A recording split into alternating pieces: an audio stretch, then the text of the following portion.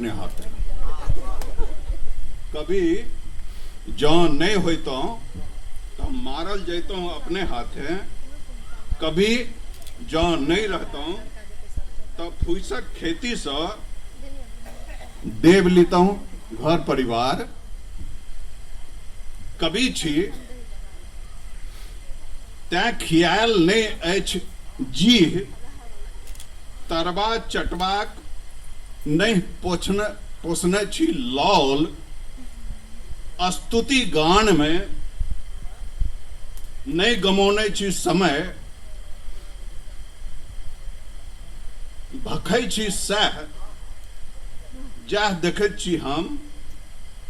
भविष्य के लिख बैसैत छी वर्तमान में, किंतु जोतखी नहीं छी हम।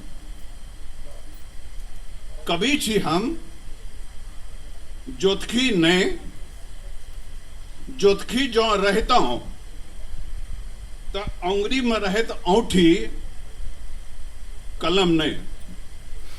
जोतखी जो रहता हूं तो अंगुरी में रहता औंठी कलम नहीं।